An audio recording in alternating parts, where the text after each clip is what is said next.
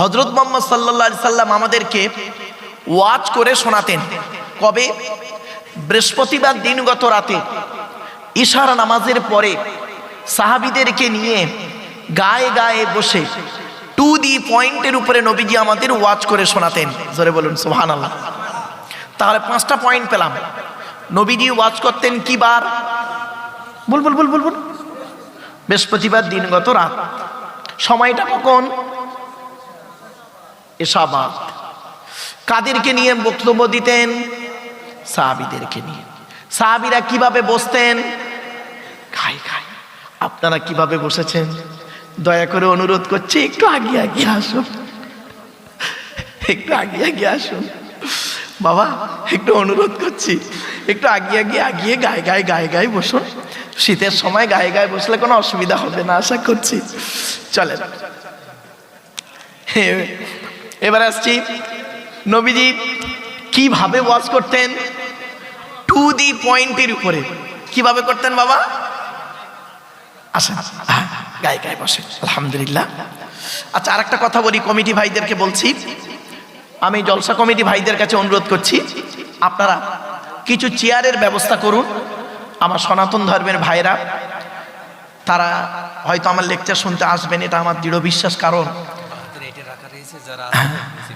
আমার সনাতন ধর্মের ভাইরা তারা অনেকে আসেন আমার লেকচার শুনতে। ভারতবর্ষ, নেপাল এবং বাংলাদেশে যত লেকচার দিই আমি, আমার লেকচার শুনতে আসেন এবং শোনেন কন্টিনিউ। এমনও ব্যক্তি আছেন।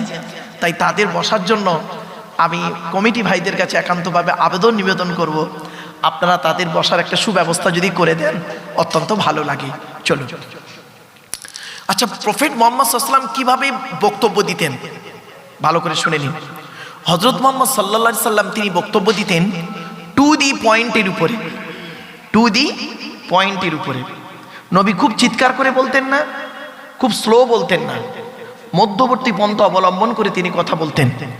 আর যখন তিনি কথা বলতেন, অল্প কথা বলতেন, ব্যাখ্যাটা হতো অনেক বড়। অল্প কথা, তার ব্যাখ্যাটা অনেক বড়। এই জন্য মুহাম্মদ সাল্লাল্লাহু আলাইহি ওয়াসাল্লামকে বলা হতো জাওয়ামিউল কালিম। মারাত্মক শব্দ একটা। চলো, তো আজকে আপনাদের কাছে সেই হযরত মুহাম্মদ সাল্লাল্লাহু আলাইহি ওয়াসাল্লামের পরিচয় দেব। আমার হাতে রয়েছে কোরআন, কোরআনের পরিচয় দেব। আর আমাদের সৃষ্টিকর্তার নাম হলো আল্লাহ, আমাদের সৃষ্টিকর্তার পরিচয় দেব। তাহলে 3টে। আর আমাদের পরিচয়টা আমরা জেনে নেব 4টে। আজ আমাদের বক্তব্যের বিষয়বস্তু হলো মাত্র 4টে বিষয়ের উপরে। কি কি? 1 নাম্বার, আমাদের যিনি সৃষ্টি করেছেন সৃষ্টিকর্তা, তার পরিচয়টা আমরা জানব।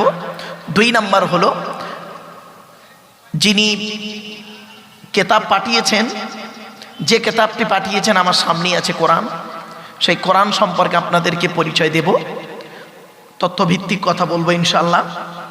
আর যার উপরে কোরআনটা অবতীর্ণ হয়েছে হযরত মুহাম্মদ সাল্লাল্লাহু আলাইহি সাল্লাম, তার পরিচয়টা দেব। যাদের জন্য কোরআন এসেছে তাদের পরিচয়টা দেব। আমি কি বোঝাতে পারছি? কোরআন এসেছে কাদের জন্য? মানব জাতির জন্য। কাদের জন্য? এখানে হিন্দু মুসলিম কোনো ডিভাইডেড নেই। শুনে নিন, আপনারা হয়তো অনেকেই জানেন না। অনেকে মনে করেন কোরআন শুধু মুসলমানরাই পড়বে, এটা ভুল ধারণা। আর অনেকের ধারণা আছে হযরত মুহাম্মদ সাল্লাল্লাহু আলাইহি সাল্লাম তিনি হয়তো শুধু মুসলমানদের নবী। না, এটা ভুল কথা। আপনার জানা নেই, জেনে নিন, শুনে নিন। এই কোরআনে আছে, কোরআন এসেছে কাদের জন্য জানেন? কোরআনের 2 নম্বর পারাবা খণ্ডের 7 নম্বর পৃষ্ঠার 2 নম্বর লাইনে সূরার নাম সূরা বাকারাতে বলা হয়েছে হুদাল্লিন নাস, মানব জাতির হেদায়েতের জন্য, মানব জাতিকে সঠিক পথে চালনা করানোর জন্য কোরআন অবতীর্ণ হয়েছে। তাহলে কি বুঝলেন? মানব জাতিকে হিন্দু মুসলিম জৈন ব্রাহ্মণ খ্রিস্টান কুলি সাঁওতাল বাগদি দুলে সকলে, কোনো ডিভাইডেড নেই। এবার আসছি মুহাম্মদ সাল্লাল্লাহু আলাইহি সাল্লাম কাদের জন্য এসেছেন?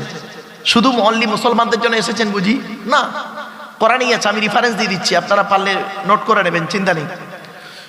9 নম্বর পারাবা খণ্ডের 9 নম্বর পৃষ্ঠাতে 11 নম্বর লাইনে সূরার নাম সূরা আরাফের মধ্যে সৃষ্টিকর্তা আল্লাহ বললেন নবী মুহাম্মদ সাল্লাল্লাহু আলাইহি সাল্লামকে, কুল, নবী তুমি বলো, ইয়া আইয়ুহান নাস, হে মানব জাতি। এখানে হিন্দু মুসলিম পার্থক্য আছে? বলুন বলুন। কুল নবী তুমি বলো, হে মানব জাতি, আইয়ুহান নাস ইন্নী রাসূলুল্লাহি ইলাইকুম জামিয়া, ইন্নী রাসূলুল্লাহি ইলাইকুম জামিয়া, নিশ্চয়ই আমি তোমাদের মানব জাতির সমগ্র কুল কায়নাতের জন্য আমি রসুল হয়ে এসেছি।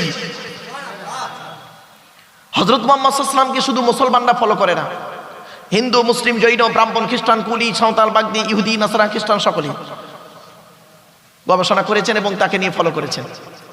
যারা ফলো করেছেন, গবেষণা করেছেন, সঠিকভাবে যারা করেছেন তারা উন্নতির চরম শিখরে পৌঁছেছে, আর বিকৃতিভাবে যারা করেছে তারা অধপতনে চলে গেছে।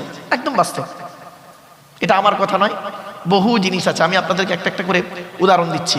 চলো এবার আসছি, নবীর উপরে আমরা দরুদ শরীফ পড়ি বক্তব্য শুরুতেই, তাই তো নাকি? আল্লাহুম্মা সাল্লি আলা সাইয়্যিদিনা মাওলানা মুহাম্মদ ওয়া আলা আলি সাইয়্যিদিনা মাওলানা মুহাম্মদ। মুসলিমদের বলছি, যারা এই দরুদ শরীফ পড়েন একটু এর মধ্যে একটু ভুল করে ফেলেন। সে ভুলটা কি? আল্লাহুম্মা সাল্লি আলা সাইয়্যিদিনা মাওলানা মুহাম্মদ ওয়া আলা আলি, ওয়ালা আলি নয়, ওয়ালা আলি বলবেন না, ওয়া আলা আলি। আলাটা হয় ইংরেজিতে বলে প্রিপোজিশন, বাংলায় বলে অব্যয়, আরবিতে বলে হরফে জাররা। আর ওয়ালা আলে বললে নফির মানে হবে, নেগেটিভের মানে হবে, নাবাচকের মানে হবে, উল্টে গোনা হবে। এই জন্য এই ভুলটা সংশোধন করে নিন। চলো এবার আসছি, আমাদের আলোচনার বিষয়বস্তু পেয়ে গেছি, এবার আমরা মূল আলোচনাতে ঢুকছি। আজকে আমাদের আলোচনার বিষয় হচ্ছে চারটি। এক নম্বর, আমাদের সৃষ্টিকর্তাকে আগে আমাদের জানা হোক। চলো, সৃষ্টিকর্তার পরিচয় হলো চারটি। কটা? আজ আপনাদের বলে যাচ্ছি, এই চারটি জিনিস শর্ত, চারটে শর্ত যার মধ্যে পাবেন তাকে আপনারা সৃষ্টিকর্তা বলে মেনে নেবেন। আমি আপনাদের বলে যাচ্ছি, যার মধ্যে চারটি জিনিস পাবেন একসঙ্গে তাকে সৃষ্টিকর্তা বলে মেনে নেবেন। কি কি? কোরআন বলছে, আমি বলিনি, কোরআন বলছে। কুল, আরবের ব্যক্তি, আরবের মানুষের একদিন হযরত মুহাম্মদ সাল্লাল্লাহু আলাইহি ওয়াসাল্লামকে প্রশ্ন করলো, হে মুহাম্মদ, সৃষ্টিকর্তার পরিচয় কি? সৃষ্টিকর্তা খায় কি? আল্লাহ খায় কি? আল্লাহর স্ত্রী কয়জন? আল্লাহর ছেলে মেয়ে কয়জন? আল্লাহ কাকে জন্ম দিয়েছে বা আল্লাহকে কে জন্ম দিয়েছে? ইত্যাদি ইত্যাদি প্রশ্ন করতে লাগলো মুহাম্মদ সাল্লাল্লাহু আলাইহি ওয়াসাল্লামকে। হযরত মুহাম্মদ সাল্লাল্লাহু আলাইহি ওয়াসাল্লাম ব্যক্তি হিসেবে কেমন ছিলেন জানেন? অত্যন্ত ভদ্র মানুষ ছিলেন, কথা কম বলতেন, সাদামাটা মানুষ ছিলেন, চুপচাপ থাকলেন, কিছুক্ষণ চুপ করে আছেন। ব্যাস কিছুক্ষণ চুপ করে থাকার পরে সৃষ্টিকর্তা জিবরাইল নামক দূত, জিবরাইল নামক দূতকে বলে দিলেন, জিবরাইল, হে দূত, তুমি চলে যাও, পৃথিবীর মানুষেরা আমার পরিচয় জানতে চাইছে। জিবরাইল এলেন, তখনই এই সূরাটি অবতীর্ণ হলো। চারটি জিনিস কি? সৃষ্টিকর্তার পরিচয় হলো চারটে। কি? আল্লাহ নিজেই বলছেন, কুল, নবী তুমি বলো। ওরা যে প্রশ্ন করেছে উত্তর দাও, বলো। কুল, নবী তুমি বলো, হুয়াল্লাহু আহাদ, সে সৃষ্টিকর্তা হলেন একক। সুবহানাল্লাহ বলেন। একক, ওয়াহিদ নয়, আহাদ। ওয়াহিদ নয়, আহাদ। ওয়াহিদুন মানে এক, আহাদুন মানেও এক। পার্থক্য কি? ওয়াহিদুন মানে এক যার দুই আছে বা থাকতে পারে, আর আহাদুন মানে এক যার দুই হয় না। তাই সৃষ্টিকর্তা ওখানে বললে বলতে পারতেন না কুল হুয়াল্লাহু আহাদ, বলতে পারতেন না? পারতেন, কিন্তু আল্লাহ পাক কি করলেন? পরিচয় দিলেন, কুল, নবী তুমি বলো, হুয়াল্লাহু আহাদ, সৃষ্টিকর্তা হলেন একক। দুই নাম্বার পরিচয়, আল্লাহুস সামাদ, নবী তুমি বলে দাও, সৃষ্টিকর্তা আল্লাহ কারোর মুখোপেক্ষী নয়। সারা পৃথিবী সৃষ্টিকর্তার মুখোপেক্ষী, ঠিক না বেঠিক? সৃষ্টিকর্তা আমাদের মুখোপেক্ষী নয়, সৃষ্টিকর্তা আমাদের মুখোপেক্ষী নন। কে আমার ডাকলো কি ডাকলো না এটা সৃষ্টিকর্তা দেখলো না। সৃষ্টিকর্তা জানে বিচার একদিন আমি করব। আল্লাহুস সামাদ, সৃষ্টিকর্তা হলেন অমুখোপেক্ষী, সৃষ্টিকর্তা কারোর মুখোপেক্ষী নন, আমরাই তার মুখোপেক্ষী। তিন নাম্বার, লাম ইয়ালিদ ওয়া লাম ইউলাদ, সৃষ্টিকর্তা কাউকে জন্ম দেয়নি, আর সৃষ্টিকর্তাকেও কেউ জন্ম দেয়নি। সৃষ্টিকর্তাকে যে জন্ম দেবে সেও তো সৃষ্টিকর্তা হবে, ঠিক না বেঠিক? সৃষ্টিকর্তা বলে দিলেন, সৃষ্টিকর্তা কাউকে জন্ম দেয়নি, সৃষ্টিকর্তাকেও কেউ জন্ম দেয়নি। চার নাম্বার, ওয়ালাম ইয়াকুল লাহু কুফুয়ান আহাদ, নবী তুমি বলে দাও, পৃথিবীর মানুষকে বলে দাও, সৃষ্টিকর্তার সমকক্ষ কেহই নেই। সৃষ্টিকর্তার সমকক্ষ কেহই নেই। এই হলো সৃষ্টিকর্তার চারটে পরিচয়। এবার আসছি বাস্তব। আপনাদেরকে বললাম, আপনি এই চারটি জিনিস যার মধ্যে পাবেন তাকে সৃষ্টিকর্তা বলে মেনে নেবেন, কারোর মধ্যে পাবেন না। আপনি ধরুন একজন ব্যক্তিকে ধরলেন, কি বস্তুকে ধরলেন, বা যাকে এক্স ওয়াই হতে পারে, তিনি কি একক? না। তিনি কি কারোর মুখাপেক্ষী নন? আমরা সবাই মুখাপেক্ষী ছিলাম। মায়ের পেট থেকে যখন এলাম খুব কান্না কেঁদেছি, যতক্ষণ না মা দুধ দিয়েছে ততক্ষণ চুপ করে থাকি না, ঠিক না ঠিক? আস্তে আস্তে বড় হলাম, মুখাপেক্ষী হতে হতে হতে হতে আজকের এই জায়গায় পৌঁছে গেলেন, বয়স হয়ে গেল, মারা গেলেন। সৃষ্টিকর্তা কাউকে জন্ম দেয়নি, আর সৃষ্টিকর্তাকেও কেউ জন্ম দেয়নি। আপনি কাউকে জন্ম দেননি, আপনি আপনার স্ত্রীর সঙ্গে মিলনের মাধ্যমে আপনি সন্তান জন্ম দিয়েছেন, আর আপনাকে কেউ জন্ম দেয়নি। আপনি আপনার বাপের পৃষ্ঠ হতে মায়ের পেটে থেকে এসেছেন, সুতরাং আপনি সৃষ্টিকর্তা হতে পারলেন না। তিন নাম্বারটাও গেল। 4 নাম্বারটা দেখি, ওয়ালাম ইয়াকুল্লাহু কুফুয়ান আহাদ, সৃষ্টিকর্তার সমকক্ষ কেউই নেই। আপনার সমকক্ষ কেউ নেই। চলুন দেখি, আসুন, আমি পুরুষ না নারী? আর বলুন না পুরুষ। ইনি, এনার মধ্যে যা যা আছে আমার মধ্যে তাই তাই আছে, ঠিক না ঠিক? তবে কিছু পার্থক্য আছে, সৃষ্টিকর্তা পার্থক্যটা করেছেন। আমি বলে দিচ্ছি কি কি পার্থক্য ওনার মধ্যে আর আমার মধ্যে, কি কি পার্থক্য। কয়েক কটা জিনিস পার্থক্য আছে, বলে দিচ্ছি। আপনার মধ্যে, আমার মধ্যে, প্রত্যেকের মধ্যে কয়েক কটা জিনিসের পার্থক্য আছে, কিন্তু আপনিও পুরুষ, আমিও পুরুষ। এই হলো সৃষ্টিকর্তার চারটে পরিচয়। আচ্ছা মুসলিম ভাই যারা আমার বক্তব্য শুনছেন, এই যে সূরাটি আমি পড়লাম, কোরআনের এই যে ছোট্ট একটি সূরা, 4টে বাক্য বিশিষ্ট, আয়াত বিশিষ্ট, এই সূরাটি আপনাদের মুখস্থ নেই অনেকের। পড়লাম কেন তাহলে? 4টে কারণ। 1 নাম্বার, এই বাক্য কটাই যে সৃষ্টিকর্তার পরিচয় সেটা আপনাকে জানিয়ে দিলাম। নাম্বার 2, এই বাক্যগুলো অ্যারাবিক ভাষায়, আরবি ভাষায়, বাংলায় ট্রান্সলেট করে বলে দিলাম। নাম্বার 3, এই সূরাটি, এই বাক্য 4টি পড়লে কি হয়, প্রফেট মুহাম্মদ সাল্লাল্লাহু আলাইহি সাল্লাম নিজেই বলছেন, কোরআন আমার বাণী নয়, কোরআন আল্লাহর বাণী। কোরআন কার বাণী? সৃষ্টিকর্তার বাণী। কোরআন কেউ নিজে লেখেনি, এটা ভুল কথা। কোরআন কেউ লেখেনি, কোরআন সৃষ্টিকর্তার বাণী। সৃষ্টিকর্তা জিবরাইলের মাধ্যমে যেভাবেই বলেছেন, হযরত মুহাম্মদ সাল্লাল্লাহু আলাইহি ওয়াসাল্লাম সেইভাবেই উচ্চারণ করেছেন, আর সাথে যারা ছিল তারা লিখে নিয়েছেন। ব্যাস। ইতিহাস জানতে হয়, স্টাডি করতে হয়, পড়াশোনা করতে হয়। আমি আগেই বলেছি, 1 ঘন্টা লেকচার দিতে গেলে 3 ঘন্টা স্টাডি করতে হবে। এত সহজ ভাবলেন? চলুন একটা একটা করে বলে দিচ্ছি আপনাদের। এরপরে সৃষ্টিকর্তার নবী মুহাম্মদ সাল্লাল্লাহু আলাইহি ওয়াসাল্লাম কি বলছেন শুনুন। তিনি বলছেন, কোন ব্যক্তি যদি এই 4টে বাক্য, সৃষ্টিকর্তার এই 4টে বাক্য যদি পড়ে 3 বার, কবার 3 বার যদি পড়ে, ওই ব্যক্তির উপরে সৃষ্টিকর্তা করবেন কি, গোটা কোরআন শরীফ পড়লে যে নেকি পাবেন, পূর্ণ হবে, টোটাল নেকি ওই ব্যক্তির আমলনামায়, আত্মায় আল্লাহ লিখে দেবেন। কি ভাবলেন? এরপর আসছি 4 নাম্বার। একজন ব্যক্তি প্রফেট মুহাম্মদ সাল্লাল্লাহু আলাইহি ওয়াসাল্লামকে এসে বলছেন সকালবেলা, হে নবী, আমি কোরআনকে খুব ভালোবাসি। তো নবী বললেন, বাহ, ভালো জিনিস। তারপরে উনি বলছেন, কোরআনের ভিতর থেকে একটা সূরা আছে, 4টে বাক্য, এই কুল হুয়াল্লাহ সূরা, এই 4টে বাক্যকে আমি খুব বেশি ভালোবাসি। প্রতিদিন পড়ি রাতের বেলা ঘুমানোর আগে, আর খুব ভালোবাসি, কোরআনকে ভালোবাসি, তার ভেতর থেকে এই 4টে বাক্যকে খুব ভালোবাসি। প্রফেট মুহাম্মদ সাল্লাল্লাহু আলাইহি ওয়াসাল্লাম বললেন, শুনে নাও, তোমাকে আমি বলে গেলাম, তুমি এই 4টে বাক্য অর্থাৎ কুল হুয়াল্লাহ সূরাকে অত্যাধিক ভালোবাসার কারণে পরকালে সৃষ্টিকর্তা এরই মাধ্যমে তোমাকে জান্নাত দিয়ে দেবে, স্বর্গ দিয়ে দেবে। এবার আসছি, সৃষ্টিকর্তার কাছে কেন মাথা নত করবো আমরা? কেন মাথা নত করবো? তিনি আমাদের কি দিয়েছেন? একটা একটা করে প্রমাণ দিচ্ছি। আচ্ছা ভাই, আমার হাতে সময় আছে তো নাকি? হ্যাঁ, ঠিক আছে। কারণ আমি আগেই জেনে নিই বাবা, আমি ঘন্টা ধরে ওয়াচ করা মানুষ নই তো, যার জন্য আলোচনা করতে করতে করতে করতে হয়তো একটু দীর্ঘ হয়ে যাবে, তখন সমস্যায় পড়ে যাব। টেনশন নেই, চলো আসছি। কেন কেন আপনি সৃষ্টিকর্তার কাছে মাথা নত করবেন? সৃষ্টিকর্তা আপনাকে কি দিয়েছে? চলুন একটা একটা করে দেখে নিন।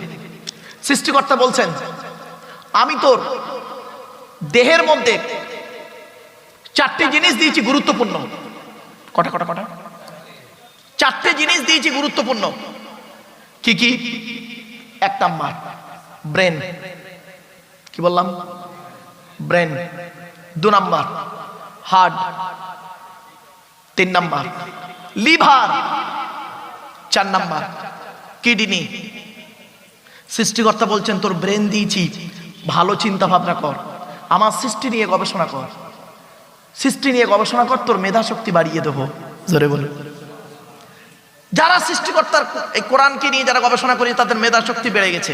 কটা আপনাকে রেফারেন্স একটু দাঁড়ান, ধৈর্যের পরিচয় দিই। 2 নাম্বার হলো, সৃষ্টিকর্তা বলছেন, ও সঙ্গেই বলছেন, তোর আমি ব্রেন দিয়েছি, একবার চিন্তা করলি না? একবার চিন্তা করলি না? সহিষ্পুর তো নাকি, সহিষ্পুরের মানুষ হিন্দু মুসলিম, একবার তোরা চিন্তা করলি না? তুই যে খাবারটা খেলি, 22 ফিট লম্বা নাড়ির ভিতর দিয়ে পচিয়ে পচিয়ে পচিয়ে পচিয়ে রেচন পদার্থ করলি। রেচন পদার্থটাকে বেরোলো থেকে, ইউরিনটা সামনের দিক থেকে বের করলি, স্টুল পায়খানাটাকে পেছন দিক থেকে বের করলি। এটাই তোর সিস্টেম। আর ভিটামিনটা শিরা উপশিরার মধ্য দিয়ে শরীরটাকে সুস্থ রাখলো। তোর সিস্টেম কি? গাল দিয়ে খাবি, পেছন দিক থেকে বের, সামনের দিক থেকে পেছন দিক থেকে বের করবি।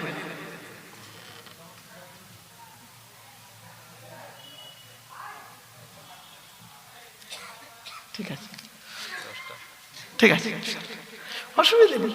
আপনি তো জানেন, আপনাদের মা তো সুপারিনটেন্ডেন্ট সাহেব, আর কয়েকদিন আছে রিটায়ার্ড হয়ে যাবেন বেচারা। কথা হচ্ছিল অনেকক্ষণ ধরে। আল্লাহ মানুষটাকে শরীর ভালো রাখো, বলুন আল্লাহুম্মা আমিন। আমার বাপেরা চলুন, এবার আসছে সৃষ্টিকর্তা বলছেন, তুই একবার ভাবলি না সহিষ্পুরের হিন্দু মুসলিম তোরা কেন ভাবলি না? তোর সিস্টেম হলো কি? গাল দিয়ে খাবি, পেছন দিয়ে বের করবি হজম করে। আর এই পৃথিবীতে এমনও প্রাণী আছে গাল দিয়ে খায়, গাল দিয়ে বের করে দেয়। ঠিক না ঠিক? সৃষ্টিকর্তা বলছে, একবার ভাবলি না কেন তোরা? তোর সিস্টেম হলো মুখ দিয়ে খাবি, 22 ফিট লম্বা নাড়ির ভিতর দিয়ে পচিয়ে পচিয়ে হজম করে বের করবি। এই পৃথিবীতে একটা প্রাণী আছে, নাম হলো তার পিঁপড়ে। তার কত ফিট লম্বা নাড়ি আছে, সেও খেয়ে হজম করে বের করে। একটা কেঁচো, কেঁচো আপনারা বোঝেন কি বলে? কেঁচো, সেও খেয়ে হজম করে বের করে। কত ফিট লম্বা নাড়ি আছে, একবারও ভাবলেন না। সৃষ্টিকর্তা বলছে, কেন তোরা ভাবলি না? সামান্য 1 টাকার কয়েনের ডাইস থেকে 2 টাকার কয়েন বের করার ক্ষমতা তোর নেই, তোর বাবারও নেই। আমি সৃষ্টিকর্তা কত বড় বৈজ্ঞানিক, চিন্তা করে দেখ। তোর একটা মা একটা বাপ থেকে 5টা ভাই বোন হলি, 5টা 5 রকম দেখতে। কার গায়ের রং কালো, কার গায়ের রং ফর্সা, কেউ লম্বা, কেউ বেটে, কেউ নারী, কেউ পুরুষ। এমনকি কারোর বুড়া আঙুলের ছাপের সঙ্গে কারোর বুড়া আঙুলের ছাপের কোনো মিল নেই, কারোর চোখের রেটিনার সঙ্গে কারোর চোখের রেটিনার কোনো মিল নেই। এই জিনিসগুলো দেখ, আর একবার আমাকে স্মরণ কর, আমি তোর ডাকে সাড়া দেব। সৃষ্টিকর্তা বলছে, সহিষ্পুরের হিন্দু মুসলমানেরা তোরা কেন ভাবলি না? তোর ব্রেন দিয়েছি, কেন চিন্তা করলি না? এই পৃথিবীতে তোরা একটা মেশিন তৈরি করলি, তোদের বুদ্ধি দিয়েছি, সেই বুদ্ধি দিয়ে একটা মেশিন তৈরি করলি। মেশিনটার নাম দিলি কি? ফ্রিজ। ফ্রিজ, ফ্রিজ, বোঝেন তো? আরে ভাই বলুন না, কথা বলুন না প্লিজ। আল্লাহ বলছেন, তোদের তৈরি ফ্রিজের গুণাগুণ কি? গরমকে ঠান্ডা করিস, ঠান্ডাকে 0 ডিগ্রি নিচে নামিয়ে তাকে বরফ জমিয়ে দিস। তোদের তৈরি ফ্রিজের পানি খেলে থাইরয়েড বেড়ে যাওয়ার সম্ভাবনা খুবই বেশি। তোদের তৈরি ফ্রিজটা মাটির উপরে বসানো থাকে, তোদের তৈরি ফ্রিজটা কারেন্ট ছাড়া চলে না। আর আমি সৃষ্টিকর্তা এই পৃথিবীতে একটা ফ্রিজ তৈরি করেছি। আমার তৈরি ফ্রিজের নাম হলো শীতকাল আর গ্রীষ্মকাল। গরমকালে যত কলে পান করবি, আমি আল্লাহ আমার তলার ফ্রিজ থেকে ঠান্ডা ঠান্ডা পানি বের করব। আর শীতকালে যত কলে পান করবি, আমি আল্লাহ আমার তলার ফ্রিজ থেকে গরম গরম পানি বের করব। কোনোদিন ভাবেননি? কোনোদিন ভাবেননি? চলো না, গিয়ে যাচ্ছি। এরপরে সৃষ্টিকর্তা বলছেন, তো দেহের মধ্যে আমি 9টা ছিদ্র দিয়েছি। কটা কটা কটা কটা? আমার কি হিন্দু কি মুসলিম? আমার আলোচনা হচ্ছে হিন্দু মুসলিম সমন্বয়। আজকের আলোচনার বিষয়বস্তু, খারাপ সেন্স নেবেন না, ভুল বুঝবেন না দয়া করে। আসুন, সৃষ্টিকর্তা বলছেন, তো দেহের মধ্যে আমি 9টা ছিদ্র দিয়েছি। কি 9টা ছিদ্র? কি কি? 2 চোখ, 2 নাক, 2 কান, 1টা গাল, 7টা সামনে পেছনে, এই 9টা ছিদ্র। এই 9টা ছিদ্রের যে কোনো একটা ছিদ্রের মাধ্যমে ফেরেশতার দ্বারাই তোর আত্মাটাকে বের করে নিই। আপনাদের এলাকায় অনেক হিন্দু মুসলিম মুসলমান মারা গেছে, গিয়ে দেখবেন লোকটা মারা গেছে, গিয়ে দেখবেন লোকটা মারা গেছে, পেশাব ফিরে ফেলেছে, বুঝে নেবেন আত্মাটা ওর পেশাবের রাস্তা দিয়ে বেরিয়ে গেছে। কোথায় আছেন আপনি? কত মানুষ মারা গেছে দেখবেন পায়খানা ফিরে ফেলেছে, বুঝে নেবেন আত্মাটা সৃষ্টিকর্তা ওর পায়খানা রাস্তা দিয়ে বের করেছে। কত মানুষ মারা গেছে দেখবেন, গিয়ে দেখবেন লোকটা মরে গেছে, চোখটা চেয়ে আছে, লোকটা মরে গেছে, গালটা হাঁ করে আছে, লোকটা মরে গেছে, ঘাটটা বেঁকে আছে, হাতটা খিঁচে আছে, লোকটা মরে গেছে, দেখলে মনে হবে লোকটা ঘুমিয়ে আছে। কিভাবে মরতে চান? ভালোভাবে যদি মৃত্যুবরণ করতে চান তাহলে এখানে কিছুক্ষণ অপেক্ষা করুন, কোরআন হাদিস ইজমা কিয়াসের কিছু কথা শুনে আমল করে প্র্যাকটিক্যাল করে সঠিক জিনিসটা বুঝে বাড়ি যান। চলো, এরপরে সৃষ্টিকর্তা বলছেন তো দেহের মধ্যে আমি তিনটে জিনিস দিয়েছি আলাদা। কটা কটা কটা? তিনটে জিনিস আলাদা। আমি আগেই বলছিলাম না ইনি পুরুষ আমি পুরুষ, মনে পড়ছে না ভুলে গেছেন? তিনটে জিনিস কমসে কম আমাদের আলাদা। কি কি শুনে নিন। এক নাম্বার, ব্লাড গ্রুপ আলাদা। কি বললাম? ব্লাড গ্রুপ আলাদা। এজন্য আপনাদেরকে আমি অনুরোধ করে বলে যাচ্ছি, ভারতবর্ষে যেখানে আমি লেকচার দিতে যাই এই কথা বলি, হিন্দু মুসলিম কাঁধে কাঁধ মিলিয়ে চলবেন। কিসের হিন্দু কিসের মুসলিম মারামারি করেন? আপনারা কি জানেন সৃষ্টিকর্তার আরাধনা উপাসনার পদ্ধতিটা পৃথিবীতে আমাদের আলাদা হতে পারে। মানুষ জীবী প্রত্যেকেই আমরা কিন্তু আদমের সন্তান, ঠিক না বেঠিক? মানুষ হিসেবে প্রত্যেকেই আমরা আদমের সন্তান। কিসের হিন্দু কিসের মুসলিম মারামারি করেন? আপনারা কি জানেন হিন্দুদের রক্তের ভিতরে মুসলমানদের রক্ত আছে, আর মুসলমানদের রক্তের ভিতরে হিন্দুদের রক্ত আছে। প্রমাণটা দেব, প্রমাণটা দেব, ভালো করে শুনে যান। আপনাদের এলাকায় ব্লাড ডোনেশন ক্যাম্প হয়, বলুন না, রক্তদান শিবির। ব্লাড যখন নেওয়া হয় তখন বলা হয় নাকি এই ও হিন্দু ওর রক্ত আলাদা কর, আলাদা কর, ও মুসলিম ওর রক্ত আলাদা কর, বলে নাকি? আরে ব্লাডের মধ্যে কাস্টের কোনো ডিভাইডেড থাকে না, ব্লাডের মধ্যে কালারের কোনো ডিভাইডেড থাকে না, ব্লাডের মধ্যে জেন্ডারের কোনো ডিভাইডেড থাকে না, ব্লাডের মধ্যে গ্রুপের ডিভাইডেড করা হয়। ব্লাডের চারটে group, A B, A B আর ও। আবার বলছি, এ বি, এ বি আর ও, প্রত্যেকটার মাইনাস প্লাস। একটা হিন্দু রক্তের ভিতরে তিনটে জিনিস পাওয়া যায়, লোহিত কণিকা, শ্বেত কণিকা, অনুচক্রিকা। As a same no difference. একটা মুসলমানের রক্তের ভিতরে এই তিনটেই পাওয়া যায়। কিসের হিন্দু কিসের মুসলিম মারামারি করেন? হে হিন্দু, মন্দিরে গিয়ে যাকে ঈশ্বর বা ভগবান বলে ডাকো তাকে জীবনে মন্দিরে পাবে তো?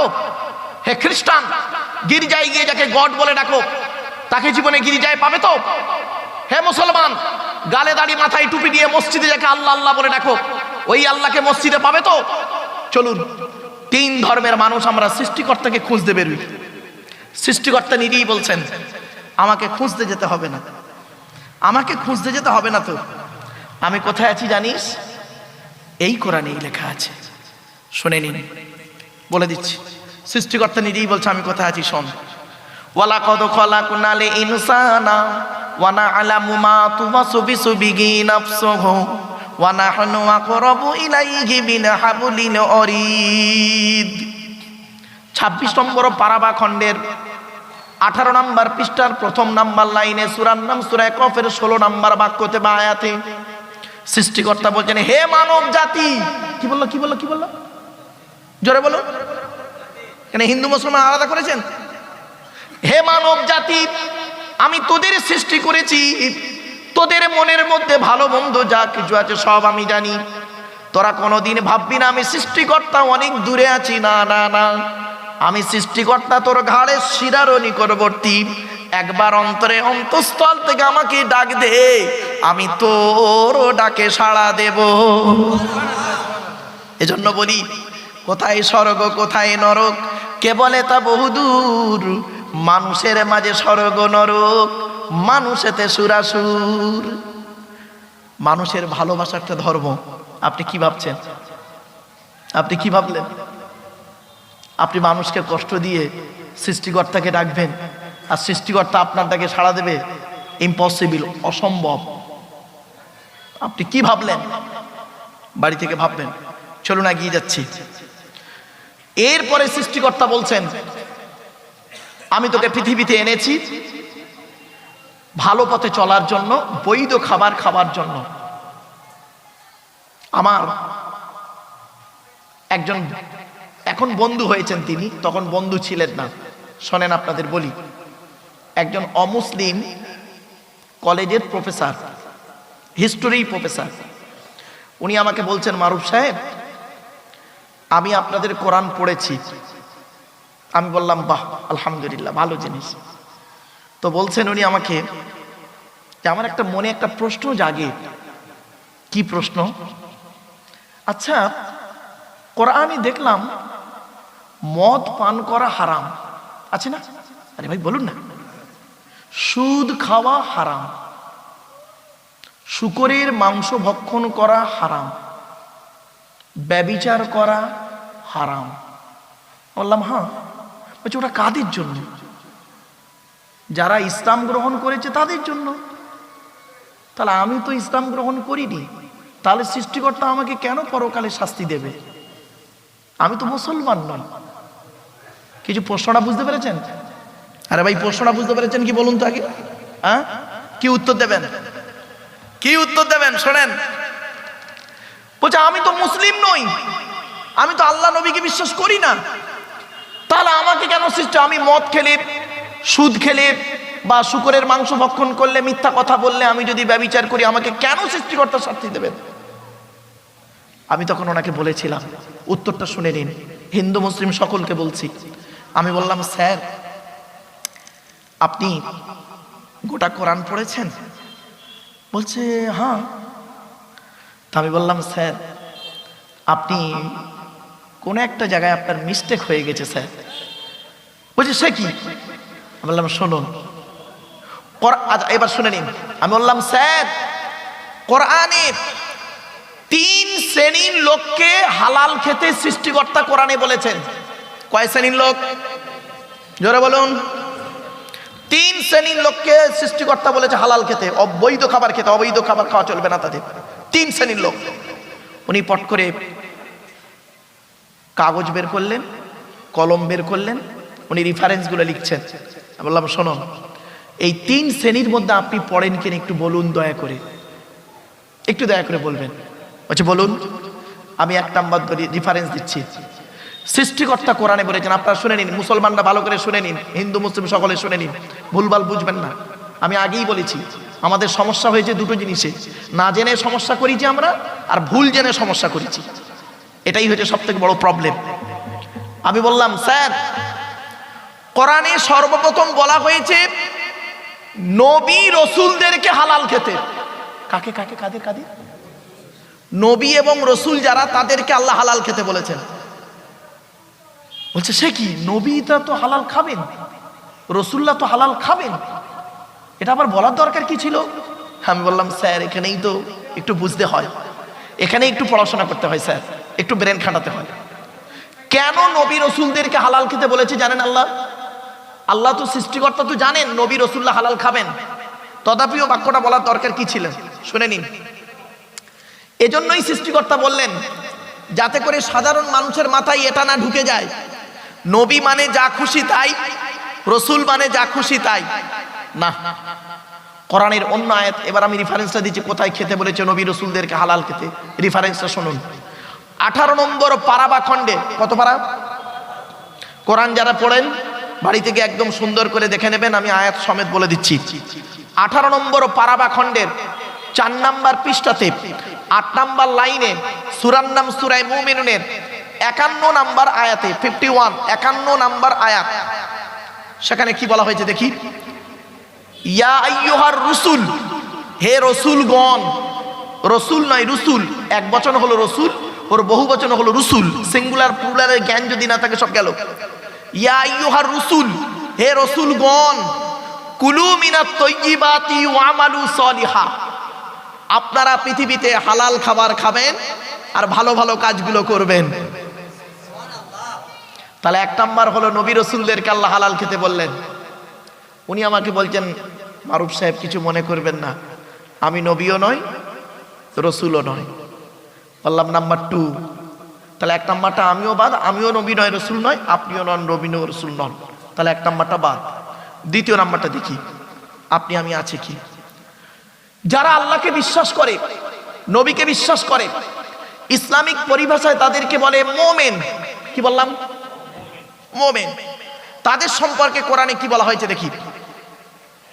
তাদেরকে হালাল খেতে বলা হয়েছে 2 নম্বর পারাবা খণ্ডের 4 নম্বর পৃষ্ঠাতে 14 নম্বর লাইনে সূরার নাম সূরা বাকারার 172 নম্বর আয়াতে। কত নম্বর আয়াত? 172। বাড়ি থেকে একটু টেস্ট করে দেখে নেবেন। 172 নম্বর আয়াতে সেখানে বলা হয়েছে ইয়া আইয়ুহাল্লাযীনা আমানু, হে বিশ্বাসীগণ, হে ঈমানদার বান্দাগণ, মানে যে বিশ্বাস করবে, হে ঈমানদার বান্দাগণ, কুলু মিন তাইয়্যিবাতি মা রাযাকনাকুম, আমার দেওয়া হালাল রিজিকগুলো পৃথিবীতে তোমরা ভক্ষণ করো। তখন উনি আমাকে বলছেন, মারুফ সাহেব কিছু মনে করবেন না, আমি মোমেন নই। বললাম তাহলে দ্বিতীয়টা আপনি বাদ, আমি পড়ে গেছি।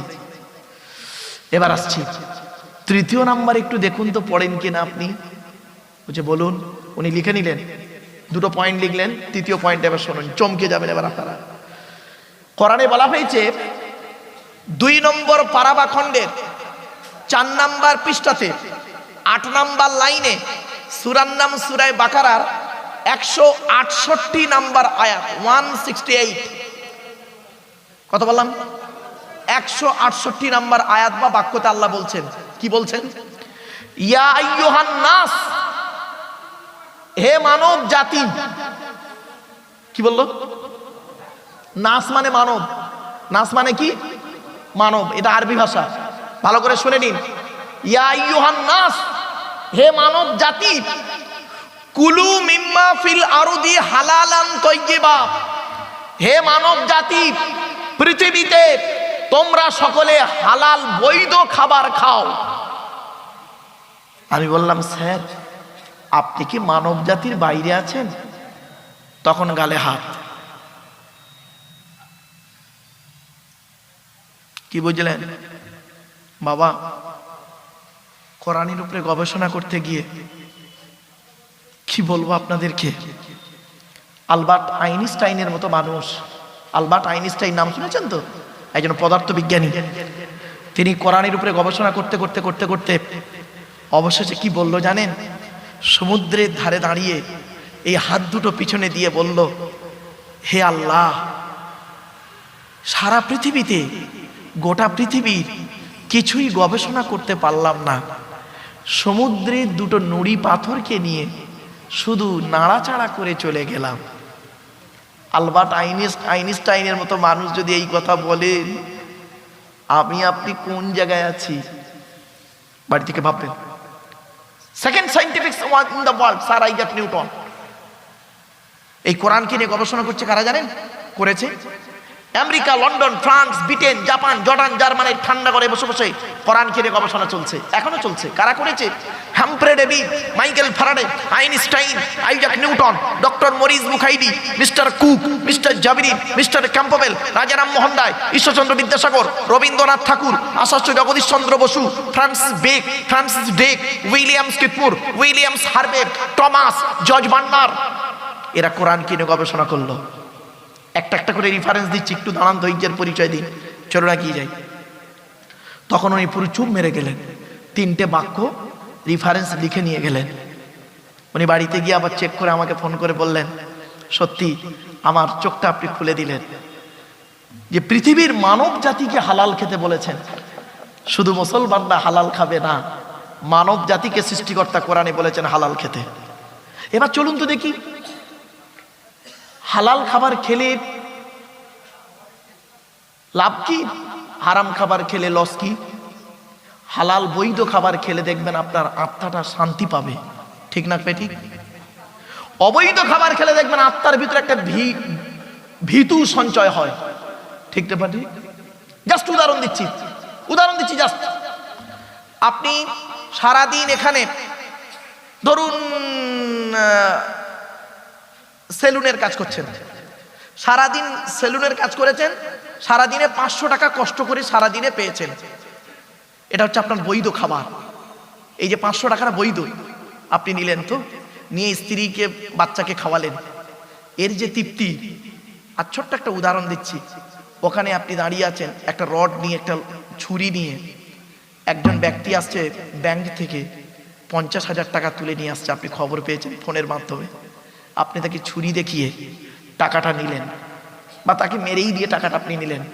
নেওয়ার পর আপনি বাড়িতে গেলেন, তো ওই টাকাটা পেয়েছেন, আবেগ আপনার যতক্ষণ, ততক্ষণ আপনার কিছু মনে হবে না, পরক্ষণে আপনাকে মনে হবে ইস, এটা নেওয়া ঠিক হলো না। ঠিক না বেটি? যদি আপনি মানুষ হন, জাস্ট মানব সন্তান যদি হন, কি হিন্দু মুসলিম আমি ওটা দেখছি না, এটা মনে রাখবেন।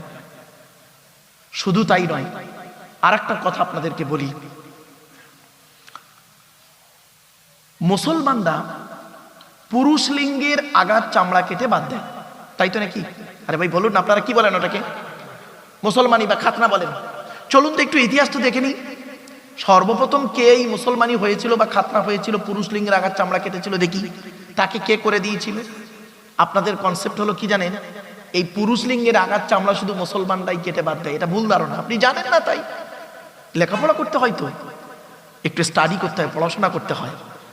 টুকলি করে পড়াশোনা করা স্টুডেন্ট, টুকলি করে পড়াশোনা করা স্টুডেন্ট, আর মেহনত করে পরিশ্রম করে 16 ঘন্টা পড়াশোনা করা স্টুডেন্ট, বিটুইন ফার ডিফারেন্স।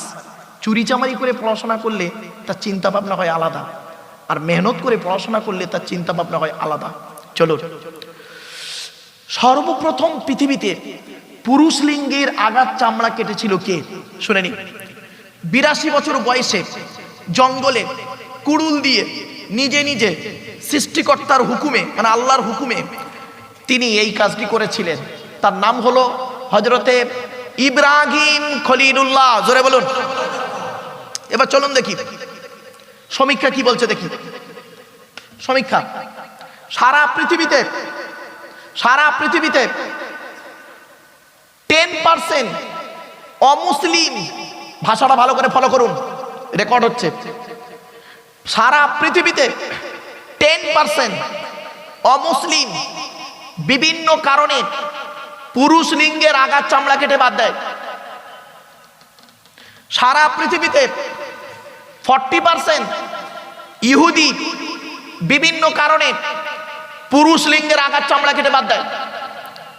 সারা পৃথিবীতে 50% খ্রিস্টান বিভিন্ন কারণে পুরুষ লিঙ্গের আগার চামড়া কেটে বাদ দেয়। সারা পৃথিবীতে 99.9%, 100% বলবেন না, কারণ আমি নেপালে গিয়ে বুঝতে পেরেছি, বাস্তবটাই বলছি, খারাপ সেন্স নেবেন না। সারা পৃথিবীতে 99.9% মুসলমান বিভিন্ন কারণে পুরুষ লিঙ্গের আগার চামড়া কেটে বাদ দেয়। এবার আসছি সমীক্ষা, এটা গেল। মেডিকেল সায়েন্স কি বলছে একটু দেখি, ডাক্তারি লেভেল কি বলছে একটু দেখি। পুরুষ লিঙ্গের আগার চামড়া কেটে বাদ দিলে মেডিকেল সায়েন্স কি বলছে দেখি। মেডিকেল সায়েন্স বলছে, কোন পুরুষ যদি তার পুরুষ লিঙ্গের আগার চামড়া কেটে যদি বাদ দেয়, ওই পুরুষটি কমসে কম 3টে রোগ থেকে বেঁচে থাকতে পারবে। কটা রোগ? কমসে কম, কমের ওপর দিয়ে বললাম, খুব কমসে কম 3টে রোগ। 1 number syphilis, 2 number gonorrhoea, 3 number ওইখানের ক্যান্সার থেকে সে বেঁচে থাকতে পারবে। আপনি কি ভাবছেন? বাড়ি থেকে ভাববেন। এই কোরআনে রয়েছে 1000 আয়াত হলো বিজ্ঞান ভিত্তিক। এই কোরআনে আছে 250 রকমের হারাম, 250 রকমের হালাল। কি ভাবছেন? এ কোরআন এসেছে মানব জাতির কল্যাণের জন্য। কতদিন ধরে এসেছে? চলুন একটা একটা করে বলে দিচ্ছি। এবার আসছি, কোরআন আল্লাহর বাণী, এটা কি আপনারা বিশ্বাস করেন? আরে ভাই বলুন না।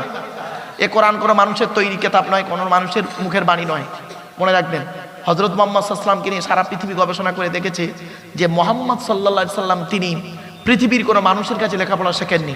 সুতরাং তার মুখ থেকে এত উচ্চাঙ্গের ভাষা তৈরি করাটা ইম্পসিবল, অসম্ভব। অর্থাৎ এটা নিশ্চয়ই সৃষ্টিকর্তার বাণী, এতে কোনো সন্দেহ নেই। 1985 সালে কম্পিউটারের এই কোরআনকে রাখা হয়েছিল, স্ক্রিনে উঠল স্ক্রিনে লেখা উল্লাহ, ইহা এমন এক কিতাব যার মধ্যে কোনো ভুল নেই। আপনি কোথায় আছেন আপনাকে জানতে হবে। চলুন একটা একটা করে জানিয়ে দিচ্ছি। কোরআনের আগে কোরআন যার উপরে এসেছে তার পরিচয়টা দিই, তারপরে কোরআনের পরিচয়টা দেবো, তারপর আপনাদের ভুলটা ভাঙাবো। চলো, কোরআন যার উপরে নাজিল হয়েছে তার নাম কি? হযরত মুহাম্মদ সাল্লাল্লাহু আলাইহি ওয়াসাল্লাম, তাই তো? আচ্ছা, সৃষ্টিকর্তার পরিচয় কটা বলেছিলাম? 4টে বলে দিয়েছি। এবার আসছি, নবীদের পরিচয় হলো 3টে। কটা? 3টে। কি কি? যিনি নবী হবেন তার চরিত্র উত্তম হতে হবে, উত্তম হতে হবে। চরিত্রহীন ব্যক্তি কোনোদিন নবী হতে পারে না। 2 নাম্বার, যিনি নবী হবেন তার উপরে সৃষ্টিকর্তার তরফ থেকে ওহী নাযিল হতে হবে। 3 নাম্বার, যিনি নবী হবেন তার দ্বারাই অলৌকিক ঘটনা ঘটতে হবে, একটা হোক বা 50টা হোক। চলো, তো প্রফেট মুহাম্মদ সাল্লাল্লাহু আলাইহি সাল্লামের পরিচয়টা আপনাদের বলে দিই। হযরত মুহাম্মদ সাল্লাল্লাহু আলাইহি সাল্লাম তিনি জন্মগ্রহণ করেছেন কোন বংশে? কুরাইশ বংশে। কার নাম কুরাইশ? একটু শুনে নিন, আগে মুহাম্মাদের পরিচয়টা জানুন। Who is Muhammad? মুহাম্মদ সাল্লাল্লাহু আলাইহি সাল্লাম কে? আপনি কেন তাকে ফলো করবেন? চলো, তবে সুবহানাল্লাহ মুসলমান না একটু জোরে বলবেন, পারবেন তো? চলুন, কোন বংশ বললেন? মুহাম্মাদের বাপের নাম আব্দুল্লাহ, আব্দুল্লাহর বাপের নাম আব্দুল মুত্তালিব, আব্দুল মুত্তালিবের বাপের নাম আব্দে মান্নাফ, আব্দে মান্নাফের বাপের নাম হাশেম, হাশেমের বাপের নাম কুসাই, কুসাইয়ের বাপের নাম কিলাব, কিলাবের বাপের নাম মুর্রা, মুরার বাপের নাম লুবাই, লুবাইয়ের বাপের নাম কাব, কাবের বাপের নাম গালিব, গালিবের বাপের নাম ফিগির, ফিগির থেকে কুরাইশি বংশ এসেছে। নবীর বাপের নাম আব্দুল্লাহ, মায়ের নাম আমিনা, দাদার নাম আব্দুল মুত্তালিব, দাদির নাম হুগি নেতিলা বিনতে খব্বাব ব্র্যাকেটে ফতেমা, কেউ বলেছেন সামিরা। নবীর নানার নাম হলো আব্দুল ওয়াহাব জুহরি, নবীর নানির নাম হলো বারিরা বা বাররা, নবীর দুধমার নাম হলো হালিমা, নবীর দুধ বাপের নাম হারেস, নবীর দুধ ভাইয়ের নাম আব্দুল্লাহ, নবীর বাপের নাম আব্দুল্লাহ, নবীর দুধ ভাইয়ের নাম আব্দুল্লাহ। দুটো যেন এক করে ফেলবেন না। নবীর জন্ম 570 খ্রিস্টাব্দে, ইংরাজি কি মাস ছিল? 29শে আগস্ট, আরবি মাস ছিল রবিউল আউয়াল মাস 12 তারিখ, মতান্তরী 9 তারিখ, সোমবার শবে সাদেকের সময় আরবের মক্কা নগরী কুরাইশ বংশে নবীর জন্ম। নবীর বাপেরা হলো 10 ভাই, নবীর মায়েরা হলো 19 বোন। নবীর 9টা চাচা, 18টা খালা, 6টা ফুফু, 7টা ছেলে মেয়ে। নবীর 9টা চাচার নাম কি? বড় চাচার নাম হারেস, জুবায়ের, মুকাইয়িম, ফাইদাক, জাইদাক, আবু লাহাব, হামজা, আব্বাস, আবু তালেব। নবীর বাপ হলো আব্দুল্লাহ। নবীর 7টা ছেলে মেয়ে, 3টে পুত্র সন্তান, 4টে কন্যা সন্তান। 3টে পুত্র সন্তানের নাম কি? বড় ছেলেটার নাম হলো কাসেম, পরের ছেলেটার নাম হলো তাহের বা তৈয়েব, ছোট ছেলেটার নাম হলো ইব্রাহিম। 4টে কন্যা সন্তানের নাম কি?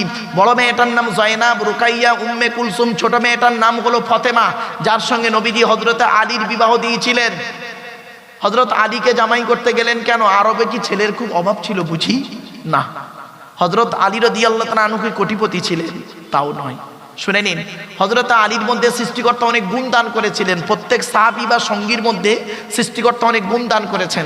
এজন্য সাহাবীদের সম্পর্কে ভালো ধারণা রাখতে হবে আপনাকে। চলো, তো এখান থেকে একটা শিক্ষা নিয়ে নেবেন, কোন ছেলেকে জামাই করবেন আর কোন মেয়েকে বৌমা করবেন। অনুরোধ করে বলে যাচ্ছি, যাই তাই ছেলেকে জামাই করবেন না। খালি একলা বাপের একটা ছেলে দেখে ছুটবেন না, সব একলা বাপের একটা ছেলে সমান নয়। আর কোন মেয়েকে দেখে বৌমা করবেন, কোন মেয়েকে দেখে বৌমা করবেন। খালি সাদা চামড়া দেখে ছুটবেন। এই যুবক বন্ধুরা, খালি সাদা চামড়া দেখে, মুখের কাটিং খুব ভালো, সাদা চামড়া, তাই ছুটছে হরদম। বলেছে আই লাভ ইউ সোনা, ব্যাস ও আবেগে ছুটছে। এই ছেলে, এই ভালোবাসা ভালো লাগা দুটো এক নয়, ঠিক না বেঠিক? ভালোবাসা ভালো লাগা দুটো এক নয়। আবেগ আর বিবেক, আবেগ নিয়ে চলো না, বিবেক নিয়ে চলো। 3 নাম্বার কথা বলছি, এই কথাগুলো মনে রাখবেন আপনারা। ইতিহাস আর পরিহাস। এই ছেলে, হিন্দু মুসলিম সকলকে বলছি, স্টুডেন্টদেরকে বলছি, তুমি যদি জীবনে উন্নতি করতে পারো, তোমার গায়ের ছেঁড়া জামাটা হবে জনগণের কাছে ইতিহাস, ঠিক না বেটি? আর জীবনে যদি উন্নতি করতে না পারো, তোমার সুন্দর পোশাকটা হবে জনগণের পরিহাস, মানে ঠাট্টা। অতএব ইতিহাস আর পরিহাস। আর একটা কথা বলছি, বাড়ি থেকে ভাববেন, আপনি লোকের প্রিয়জন হন, প্রয়োজন হবেন না। কি বললাম? প্রিয়জন আর প্রয়োজন দুটো কিন্তু এক নয়। এ কথাগুলো মাথায় রাখুন, একটু বুঝতে সুবিধা হবে। প্রয়োজন হবেন না লোকে।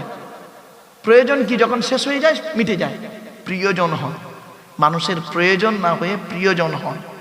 আপনি সৃষ্টিকর্তার প্রয়োজন না হয়ে প্রিয়জন হন। আপনি বিপদে পড়লে সৃষ্টিকর্তাকে ডাকেন, কি হিন্দু কি মুসলিম বিভিন্ন ভাষায় তাকে ডাকেন। আর সৃষ্টিকর্তা বলছে এই মানব জাতি এত বদমাস, এ মানব জাতি এত বদমাস, এরা কি করে যখন কোনো বিপদে পড়ে তখন আমাকে খুব ডাকে, দাঁড়িয়ে বসে শুয়ে কাকুতি মিনতি করে আমাকে ডাকে। কোরআনে আছে এইভাবে যে কাকুতি মিনতি করে আমাকে ডাকে যখন বিপদে পড়ে, আর বিপদ থেকে উদ্ধার হয়ে গেলে আমাকে ভুলে যায়। তা আপনি সৃষ্টিকর্তার প্রিয়জন হন, প্রয়োজন হবেন না, মাথায় রাখুন। তাহলে চারটে বাক্য বললাম, কি? প্রিয়জন, প্রয়োজন, ইতিহাস, পরিহাস, আবেগ, বিবেক, ভালোবাসা, ভালো লাগা। বাড়ি থেকে ভাববেন, চলো কোন মেয়েকে বৌমা করবেন, যাই তাই মেয়েকে বৌমা করবেন না, সাদা চামড়া দিয়ে গালি ছুটবেন না। বাংলায় একটা কথা আছে, জাতের মেয়ে নদীর জল ঘোলা ভালো, জাতের মেয়ে কালো ভালো। কি বললাম? নদীর জল ঘোলা ভালো, জাতের মেয়ে কালো ভালো। কথাটা বাড়ি থেকে মূল্যায়ন করবেন একটু। হিন্দু মুসলিম সকলকেই বলে গেলাম, চলো নদীকে গেলাম না, সময় হাতে পেলে মেয়েদের হচ্ছে কমসে কম 6টা গুণ দেখে মেয়েকে বৌমা করবেন। আর কোন ছেলেকে জামাই করবেন? যে ছেলের মধ্যে কমসে কম 2টো গুণ থাকবে। যাই তাই ছেলেকে জামাই করবেন না, হাতে যদি সময় পাই একটু ডিসকাস করবো, অধিকার গেলাম না। চলুন এবার আসছি, মুহাম্মদ সাল্লাল্লাহু আলাইহি সাল্লামের উপরে কোরআন অবতীর্ণ হয়েছে। এই কোরআন, এই কিতাব। চলুন এবারে এর পরিচয়টা দিই। তবে সুবহানাল্লাহ একটু জোরে বলতে হবে, পারবেন তো? চলো বাপের একটু আগে আগে আসুন, একটু আগে আগে আসুন প্লিজ, একটু আগে আগে আসুন। আপনি বসুন, অন্যকে বসার সুযোগ করে দিন। আর যে সমস্ত ভাইয়েরা কষ্ট করে, অত্যাধিক ঠান্ডা পড়েছে তো এই ঠান্ডায় কষ্ট করে দাঁড়িয়ে আছেন, একটু দয়া করে ভিতরে ঢুকে পড়ুন। আর প্লিজ অমুসলিম ভাইয়েরা যারা এসেছেন তাদেরকে বসার জন্য একটু কমিটি ভাইদেরকে আমার একান্ত আবেদন, আপনারা একটু বসার সুযোগ করে দিন। চলো, কোরআন এসেছে যার উপরে তার পরিচয় দিয়েছি, কোরআন যার বাণী তার পরিচয় দিয়েছি। এবার আসছি, কোরআনের পরিচয়টা আপনাদের জানানোর দরকার আছে, ঠিক না বেঠিক? চলো কোরআনের পরিচয়টা কি, কোরআনের পরিচয় দিচ্ছি। এ কোরআন আল্লাহর তরফ থেকে জিবরাইলের মাধ্যমে হযরত মুহাম্মদ সাল্লাল্লাহু আলাইহি ওয়াসাল্লামের উপরে আরবের মক্কা নগরের নিকটবর্তী একটি গুহা, গুহাটির নাম হলো হেরা। হেরা নামক গুহাতে 610 খ্রিস্টাব্দে 1 ফেব্রুয়ারি সোমবার, কত বললাম? কত সাল? 610। কত বললাম? আজকের তারিখটা কত আছে? 6 জানুয়ারি 2026 সাল। কি বার? মঙ্গলবার।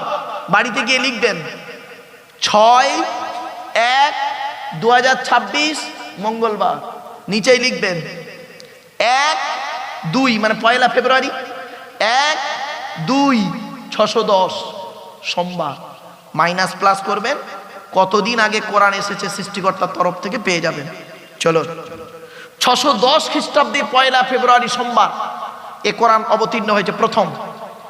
প্রথম যে বাক্যটা পৃথিবীতে এসেছিল সেই বাক্যটার নাম কি শুনবেন? সেই বাক্যটা কি ছিল? ইকরা, রিড, পড়ো পড়ো পড়ো।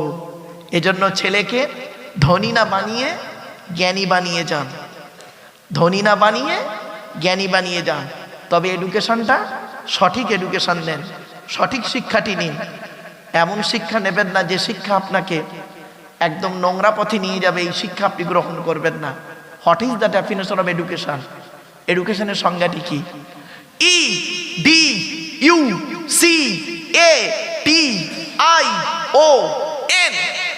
এক একটা লেটারের এক একটা গুণাগুণ আছে, তবেই তাকে এডুকেশন বা শিক্ষা বলে, যাকে তাকে শিক্ষা বলে না। ই থেকে ইগারডি, ডি থেকে ডেভেলপমেন্ট, ইউ থেকে ইউনিভার্সাল, সি থেকে ক্যাপাবিলিটি, এ থেকে অ্যাক্টিভ, টি থেকে টলারেন্স, আই থেকে ইন্টেলিজেন্ট, ও থেকে ওবিডিয়েন্স, এন থেকে ন্যাচারাল। এত গুণে গুণান্বিত বস্তুকে বলা হয় এডুকেশন বা শিক্ষা, যাকে তাকে শিক্ষা বলে না। শিক্ষাটা নেবে কে? যে নেবে তাকে বলা হয় student. Who is student? K student? ওই 10টাই গেল, 4টেই এলো। আমতলা, জামতলা, বুড়ির বেলতলা, পাঁচতলা, ইকো পার্ক, চিড়িয়াখানা, ভিক্টোরিয়া, জাদুঘর, তারামণ্ডল, নদীর পার্কে বসে প্রেম নিবেদন করলো, সারা বছর পড়লো না, পরীক্ষার খাতায় টুকলিয়া চুরি করলো, স্যার ধরলো, ছুরি মারলো, ওরে কোনোদিন স্টুডেন্ট বলে না। স্টুডেন্ট হতে গেলে কতগুলো গুণ থাকতে হবে। যারা স্টুডেন্ট আছে হিন্দু মুসলিম, দয়া করে শুনে নাও স্নেহের ছাত্রছাত্রীরা, আমারে ভুল বুঝো না, বাস্তবটাই বললাম। STUDENT, এক একটা লেটারে এক একটা গুণাগুণ আছে, তবেই তাকে স্টুডেন্ট বলে। এস থেকে স্টাডি, টি থেকে ট্রুথফুল, খুব ইম্পর্টেন্ট শব্দ এটা। সত্যবাদী হতে হবে। এখনকার স্টুডেন্টরা বেশিরভাগ মিথ্যাবাদী, বেশিরভাগ স্টুডেন্ট মিথ্যাবাদী। কি হিন্দু কি মুসলিম, রাগ করবেন না কেউ, চলুন।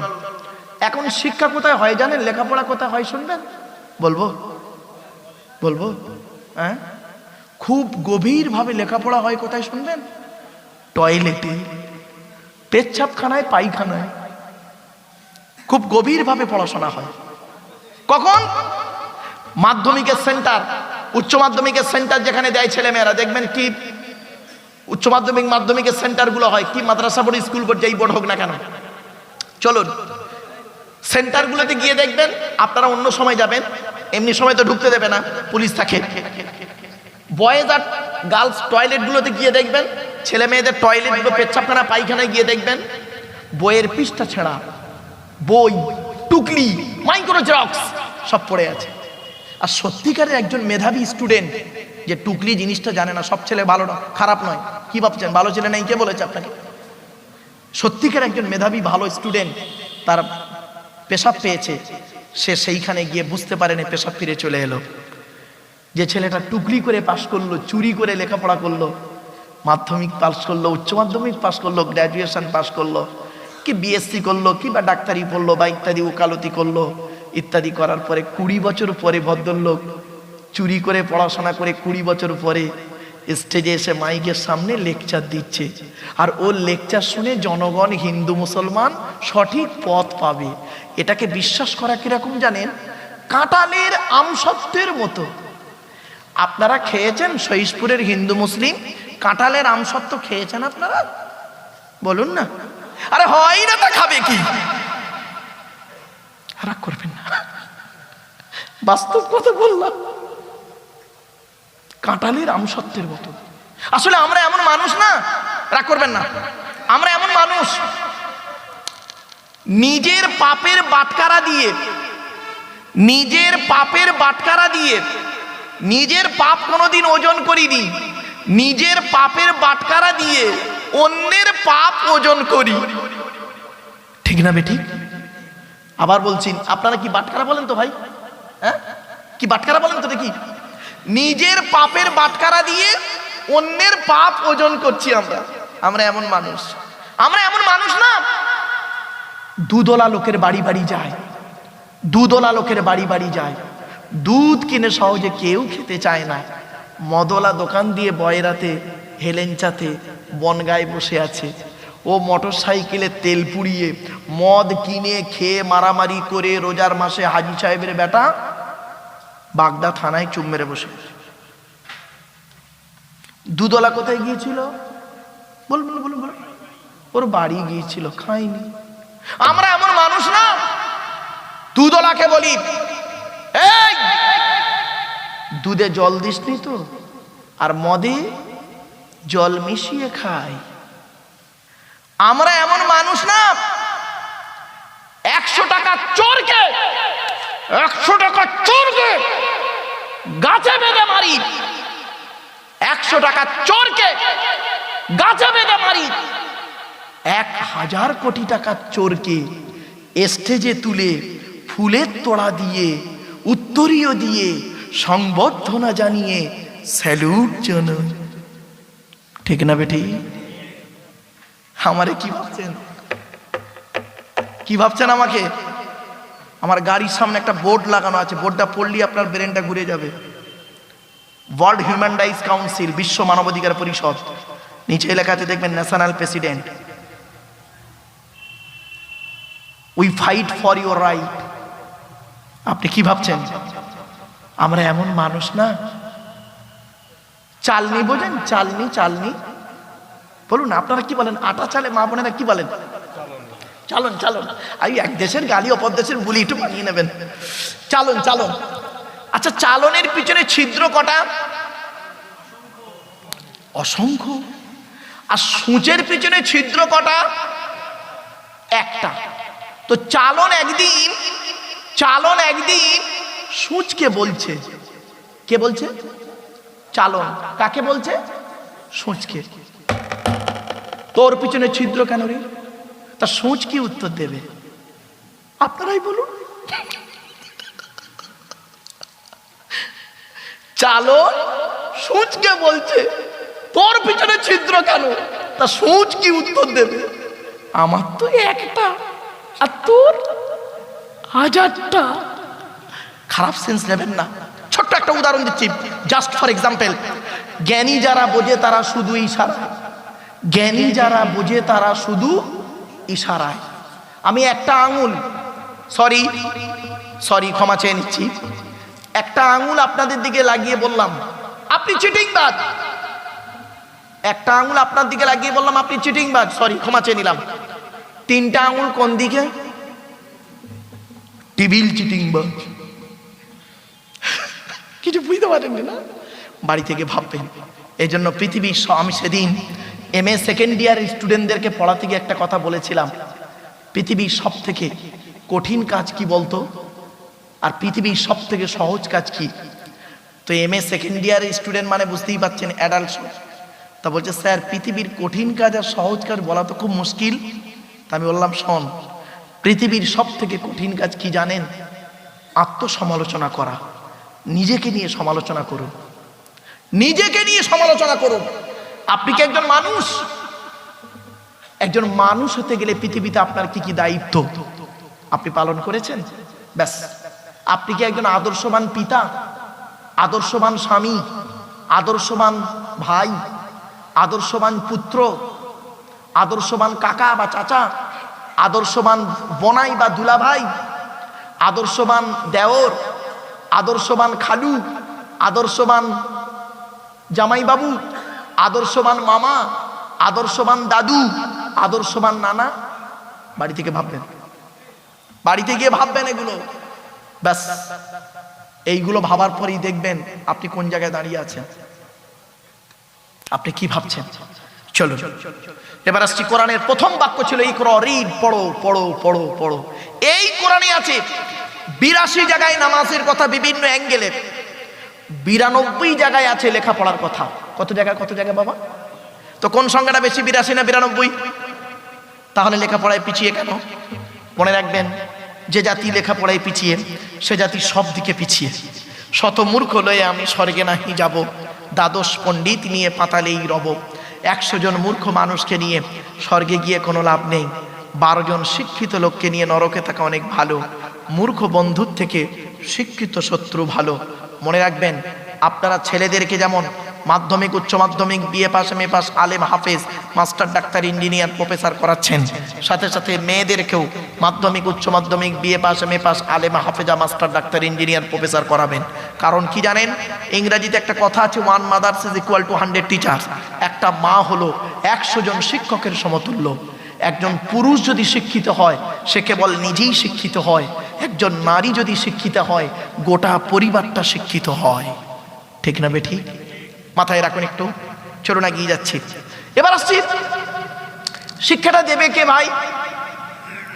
শিক্ষাটা দেবে কে? শিক্ষাটা নেবে তো স্টুডেন্ট। আরে নেবে তো স্টুডেন্ট নাকি? আর দেবে কে? টিচার। Who's teacher? কে টিচার? পড়ালেই টিচার? টিচার মানে এই নয় স্যার 10টায় গেল 4টেই এলো আর প্রত্যেক মাসের 1 তারিখে অ্যাকাউন্টে টাকা ঢুকলো আর এটিএম কার্ড ঢুকিয়ে টাকা বের করলো। এরা শিক্ষক বলে না, টিচার বলে না। TEACHER। টি থেকে ট্রেনার, প্রশিক্ষণ প্রাপ্ত হতে হবে তবেই তুমি টিচার। ই থেকে ইগারডি, আগ্রহী হতে হবে তবেই তুমি টিচার। এ থেকে এবিলিটি, দক্ষতা থাকতে হবে তবেই তুমি teacher. Most important letter C. C থেকে ক্যারেক্টার, চরিত্র ঠিক থাকতে হবে তবেই তুমি টিচার। আজ থেকে 30 বছর আগে, 35 বছর আগের কথা বলছি, আজ থেকে 35 বছর আগের কথা বলছি। এই বয়স্ক লোকেদের জিজ্ঞাসা করুন, আমরা আমাদের স্যারেদের দেখলে সাইকেল থেকে নেমে যেতাম, ঠিক না বেটি? কি হিন্দু কি মুসলিম দেখতাম না, আজ থেকে 35 বছর আগের কথা বলছি, কি হিন্দু কি মুসলিম দেখতাম না। স্যার আসছে, সাইকেল থেকে নেমে যেতাম, হিন্দুর ছেলেটা প্রণাম করতো, গড় করতো, মুসলমানের ছেলেটা সালাম দিয়ে মুসাফা করে বলতো স্যার ভালো আছেন। আর এখন কি হয়েছে শুনবেন, টিচার ছাত্রের সম্পর্ক, সব জায়গায় নয় বেশ কিছু জায়গায় টিচার ছাত্রের সম্পর্ক, বন্ধু বিড়ি চেয়ে খায় খৈনি মলে দেয়। ঠিক না বেঠিক? আজ থেকে 30 বছর আগে টিচার আর ছাত্রীর সম্পর্ক কি ছিল? পিতার কন্যার ন্যায়। মেয়েটি শিক্ষককে বাপের মতো ভক্তি করত, শ্রদ্ধা করত, আর শিক্ষক ছাত্রীটিকে নিজের কন্যা বলে মনে করত। এখন কি হয়েছে শুনবেন, সব জায়গায় নয় বাবা, বেশ কিছু জায়গায় টিচার ছাত্রীর সম্পর্ক স্বামী স্ত্রী, প্রাইভেট পড়াতে দিয়েছে, ইংরাজি করাতে দিয়েছে, ম্যাথ করাতে দিয়েছে, উনি বিয়েটাও পড়িয়ে নিয়ে বসে আছে। এই জন্যই তো প্রফেট মুহাম্মদ সাল্লাল্লাহু আলাইহি সাল্লাম তিনি বলেছিলেন, the messenger of Allah peace be upon him said, the best among you those with good manner. নবী বলেন তোমাদের মধ্যে উত্তম ব্যক্তি ওই লোকটা যার ক্যারেক্টার চরিত্র ভালো, ওই লোকটাই হলো উত্তম ব্যক্তি। একজন উকিল, ব্যারিস্টার, মাস্টার, ডাক্তার, মোল্লা, মনি সাহেব, পীর সাহেব, দরবেশ সাহেব, আমির সাহেব, মুফতি সাহেবের যদি চরিত্র খারাপ হয়, আর একজন টোটোওয়ালার চরিত্র যদি ভালো হয়, টোটোওয়ালাটাই হলো আল্লাহর কাছে প্রিয় ব্যক্তি। Many loss is something loss, health loss is nothing loss, but character loss is everything loss. মানুষের যদি টাকা চলে যায়, ইনকাম করলে টাকাটা আবার ফিরে আসবে। মানুষের যদি শরীর চলে যায়, ভালো মন্দ খেলে শরীরটাও ফিরে আসবে। কিন্তু বন্ধু, মানুষের যদি চরিত্র চলে যায়, চরিত্র কিন্তু আর ফিরে আসবে না। তাই মুহাম্মদ সাল্লাল্লাহু আলাইহি সাল্লাম বলেছিলেন, দুই ঠোঁটের মাঝখানে, দুই রানের বীজখানে, দুই ঠোঁটের মাঝখানে এই জিভের গ্যারান্টি দাও। হারাম খাবার খাওয়া থেকে জিভটাকে ঠিক করো, বাজে মন্তব্য বাজে ভাষা বলা থেকে জিভটাকে ঠিক করো, পরনিন্দা পরচর্চা করা থেকে জিভটাকে ঠিক করো। আর 2 নাম্বার হলো 2 রানের বীজখানে লজ্জাস্থানের গ্যারান্টি দাও।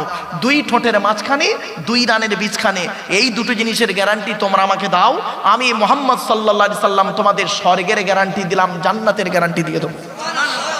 যান বাড়ি চলে যান, গিয়ে দেখবেন হয় চাচার নিচে খারাপ, নয় চাচার উপর খারাপ। ঠিক না?